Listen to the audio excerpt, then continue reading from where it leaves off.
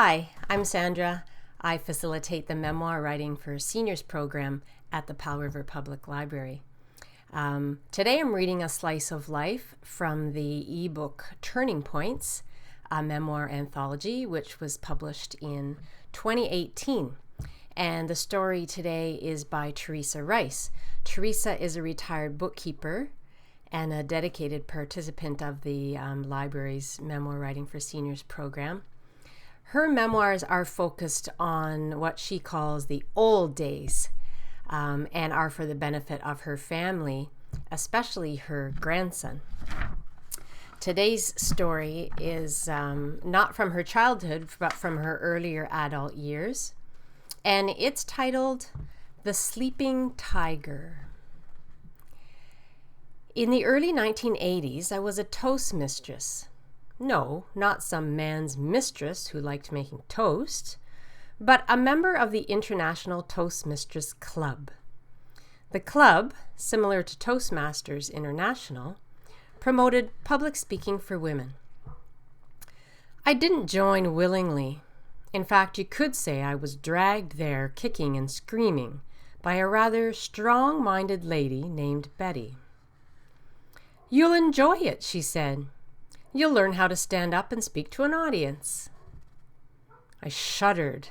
The very idea of doing such a thing filled me with horror.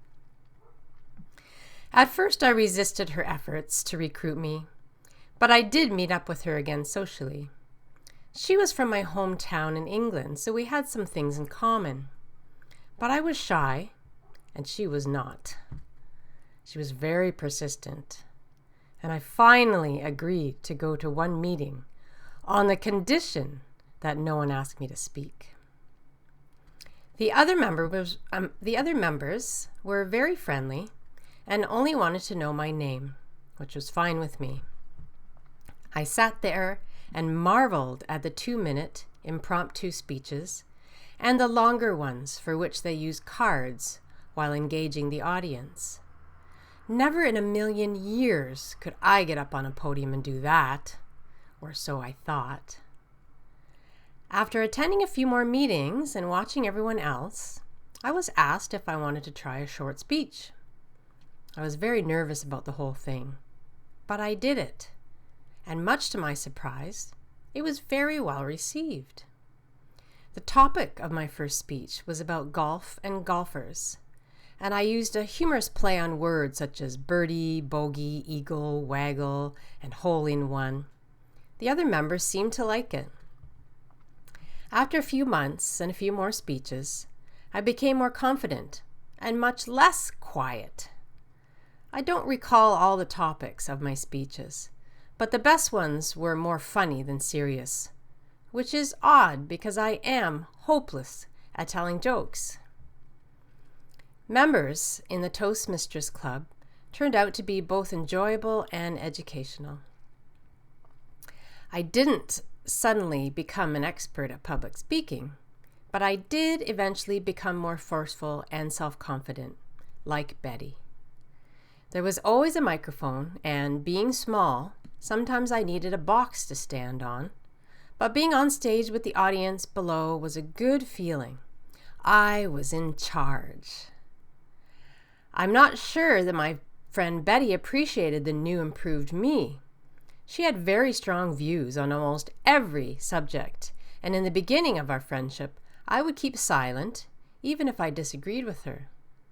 Betty was rather startled as I slowly became more assertive and more willing to express my opinions on whatever subject we were discussing. Perhaps Betty thought she had created a monster.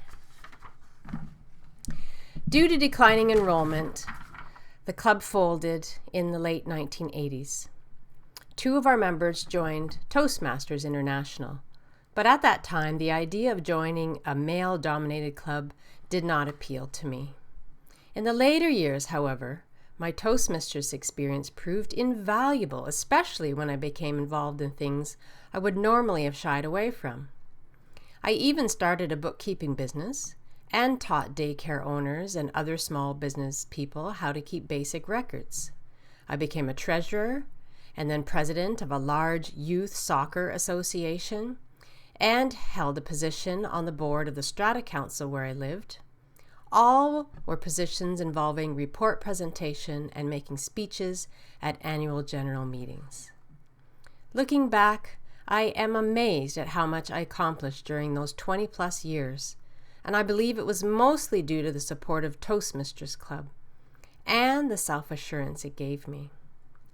Now that I am retired, a widow, and unexpected events have disrupted my life, I've reverted to the quieter me, a listener rather than a talker, a writer rather than a speech maker, a sleeping tiger who, when the time is right, may awaken and roar at the world.